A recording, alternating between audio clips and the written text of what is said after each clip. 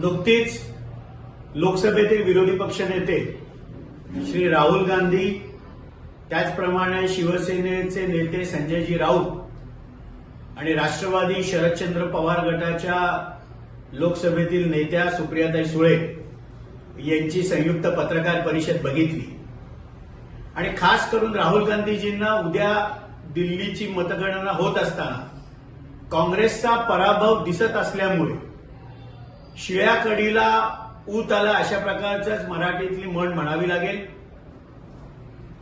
लोकसभेच्या घवघवीत यशानंतर महाराष्ट्रामध्ये 31 खासदार निवडून आल्यानंतर कधीही मतदार यादी सदोष आहे अशा प्रकारची पत्रकार परिषद आपण घेतली नाही.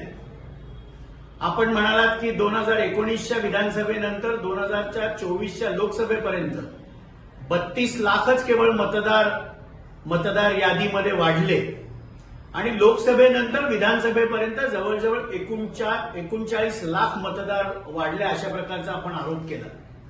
पण लोकसभेनंतर मतदार नोंदणीसाठी प्रत्येक राजकीय पक्ष आणि ज्याला ज्याला विधानसभा लढायचे हा प्रत्येक कार्यकर्ता कामाला लागतो, नवीन मतदारांची नोंदणी करतो आणि त्यामध्ये काँग्रेसही कुठे मागे नव्हती, ना शिवसेना होती, ना राष्ट्रवादी काँग्रेस पार्टी शरदचंद्र पवार गट कुठे होता.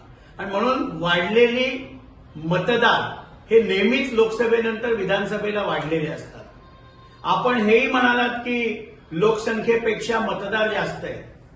भारतामध्ये कोविडमुळे दुर्दैवाने 2020चं सेन्सस झालं नाही आणि म्हणून एखाद वेळेस या आकडेवारीमध्ये तफावत असू शकते. आपण आपल्या वक्तव्यामध्ये हेही म्हणालात की मतदार यादी तोडून फोडून इकडचे मतदार तिकडे टाकले अशा प्रकारचे प्रकार देखील झाले. लोकसभेला जी मतदान केंद्र होती यापेक्षा प्रत्येक विधानसभेमध्ये 25 ते 30 मतदान केंद्र अधिकची निवडणूक आयोगाने वाढवली. महाराष्ट्रामध्ये विशेष करून शहरी भागामध्ये अनेक मोठ्या गृहसंकुलांमध्ये मतदान केंद्र यावेळेला करण्यात आली आणि त्यामुळे मतदारांची यादी देखील वाढली आणि मतदार याद्या देखील थोड्याफार इकडे तिकडे झाल्या. पण एकच यातून दिसतं की दिल्लीचा पराभव आपला काँग्रेस पक्षाचा स्पष्ट आहे आणि महाराष्ट्रामध्ये लोकसभेमध्ये मिळालेल्या यशानंतर मात्र कधीही मतदार यादीबद्दल प्रश्नचिन्ह आपण उपस्थित केलं नाही, ना ईव्हीएम बद्दल केलं. आजची पत्रकार परिषद म्हणजे शिळ्या कडीला ऊत.